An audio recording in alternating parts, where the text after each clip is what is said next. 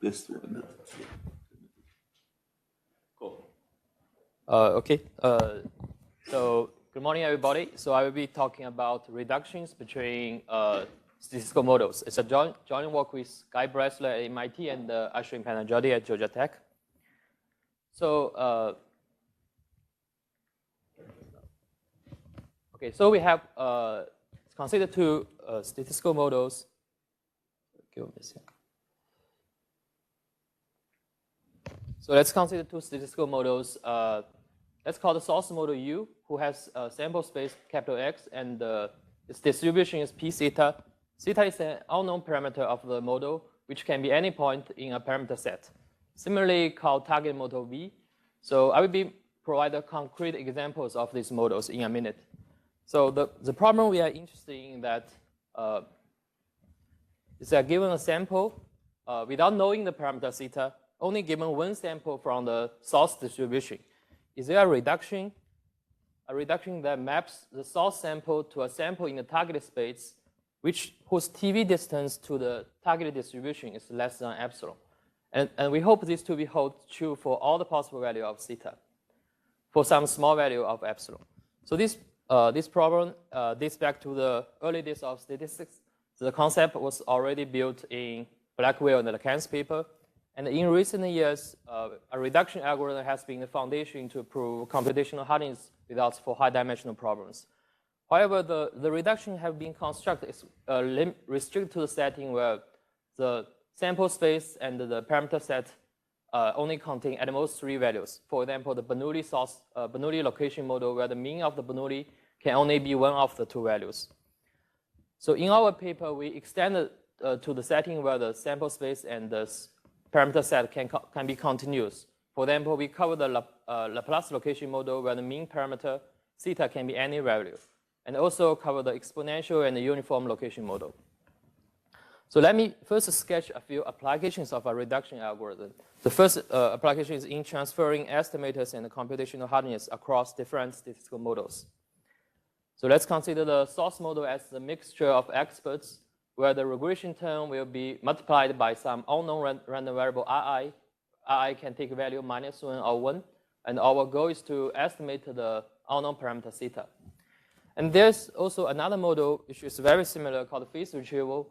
The sign of the regression term will be lost by taking the absolute value. So there are algorithms to solve this problem. For mixture of experts, the main algorithm is EM algorithm.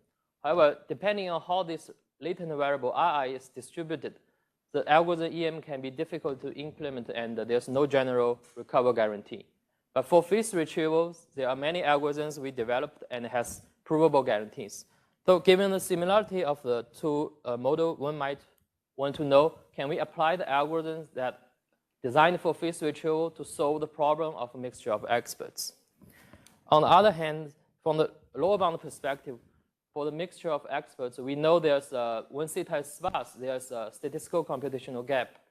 However, we don't know yet whether the same gap will persist in the phase retrieval model. So one might want to know, can this statistical computational gap from the mixture of experts be transformed to the phase retrieval model? And the two questions can be answered affirmatively if we can transfer a sample pair from mixture of experts to be a sample pair in phase retrieval, but maintain the underlying parameter theta the same. Okay. The other application is in transferring privacy preserving mechanism, one privacy preserving mechanism to another. Consider a database D and a query about the database. So we want to release this information to the public, but to protect the privacy, there's the Laplace mechanism where we release the information by adding Laplace noise. There's also the Gaussian mechanism where we release the information by adding Gaussian noise. They have the two mechanisms has its own differential private guarantees. So one might want to know that given a Laplace mechanism at hand, can I transfer the Laplace mechanism to be a Gaussian mechanism without deprivatizing the data? The problem is equally stated as the following. Given a Laplace random variable G, we use an unknown mean, Fd, And can we transfer this Laplace random variable to be a Gaussian random variable G tilde with the same mean? Okay, so hopefully I have sketched interesting applications, and now let's formulate the problem mathematically. So let U theta to be the density of the source distribution, and let V theta to be the density of the target distribution Q theta. So let's call T be a function that maps the product of the sample space to a real value. We call it a Markov model if for every fixed x, it is a density function on the sample space y, which means it's positive and the integral over y is equal to 1. So given a Markov kernel T, how to design the reduction algorithm is just a sample from the Markov model, Markov kernel by fixing the second coordinate to be the value of the source sample. So if we're doing so, then the density function of the output of the reduction algorithm is just the integral the conditional density times the source density. So ideally, we would like this density to be close to the targeted density function and uniformly for all the parameters theta, which we want this to be smaller than epsilon for some small epsilon.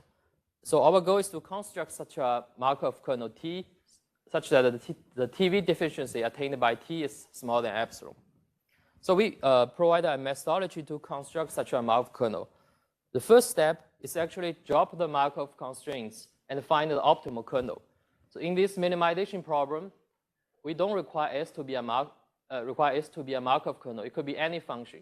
By dropping these constraints, the minimization problem can be solved to optimal value in some cases.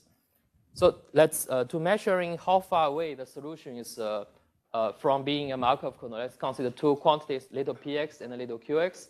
Basically, little px is the integral over the positive part, and the little qx integral the negative part. And then with the general kernel at hand, we can truncate and bound the arrow. So there's a Markov kernel by just take the positive part of the kernel S star and the normalization. So our algorithm, reduction algorithm, is sampled from this Markov kernel. And it turns out the TV deficiency attained by this Markov kernel will be bounded by the deficiency attained by the kernel we construct A star, and also the second term. The second term is measuring the distance of S star from being a Markov kernel. So let's perform these two steps to concrete source and targeted models. Let's consider the first example. The source model is a Laplace distribution whose mean parameter is theta. It can be any value theta. And for a general target density, there's a solution S star, which have an explicit form, attains the deficiency 0. So this the solution is solved by is obtained by solving an infinite family of deconvolution problem via Fourier inversion. So this solution holds true for all, a general target density. Only assume its second derivative exists.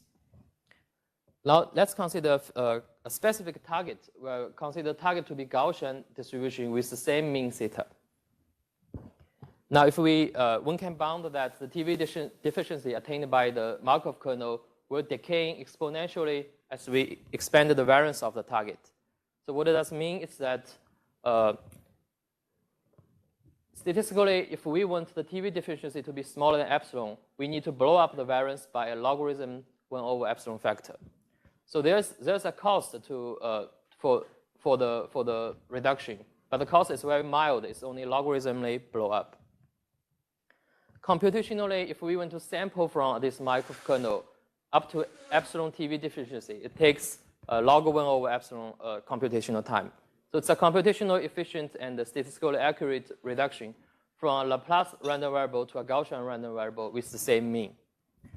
So it has its application in transferring a Laplace mechanism into a Gaussian mechanism without the properties.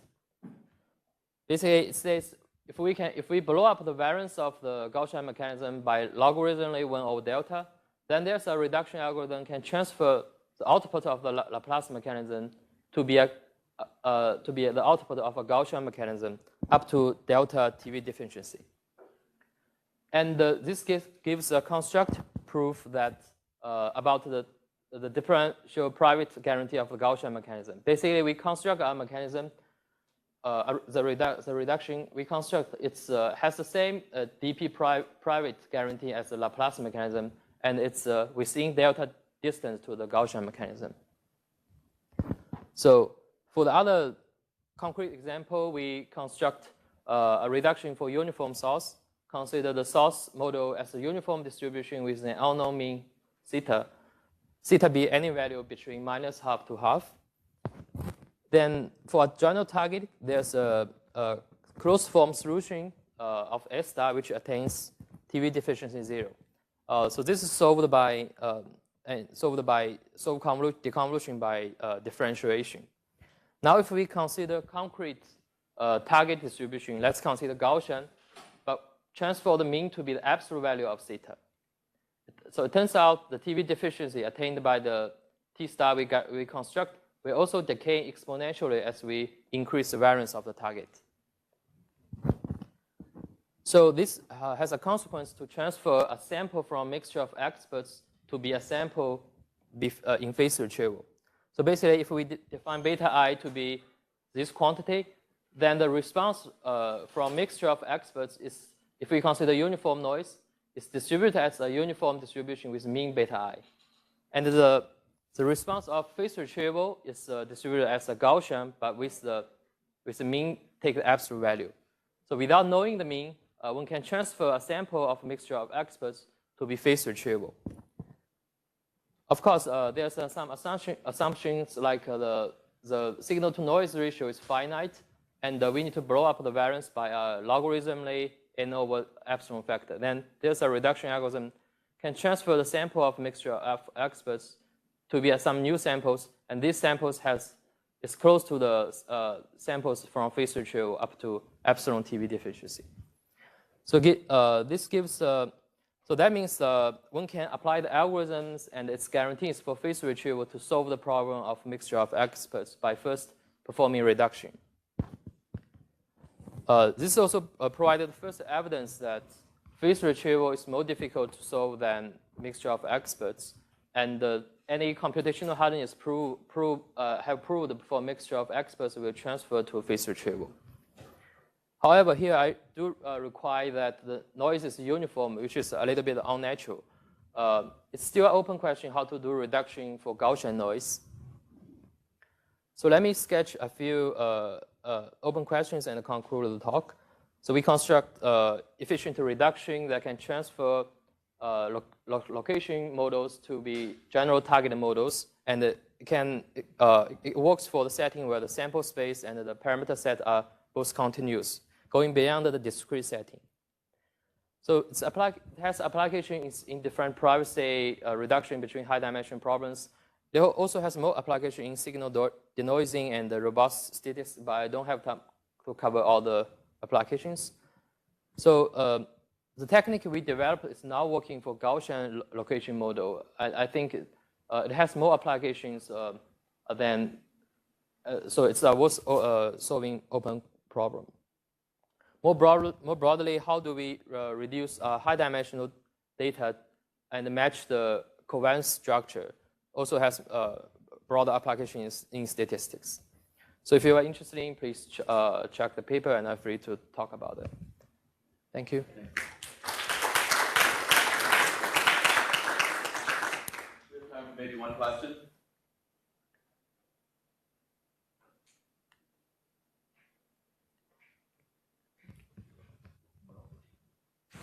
Did somebody else raise their hand? Okay. Can you say a word or two about this robust statistics application? What's interesting here? So, for example, the uniform, if you have a parameter, let's say unknown parameter theta star, high dimensional data with uniform noise, and so in the robust setting, I think there's the best algorithm guarantee for uniform noise, but there's a guarantee for Gaussian noise. So if you can transfer the data from uniform noise to Gaussian noise, then you solve it in the Gaussian space, then you have guarantee in the uniform space. Yeah.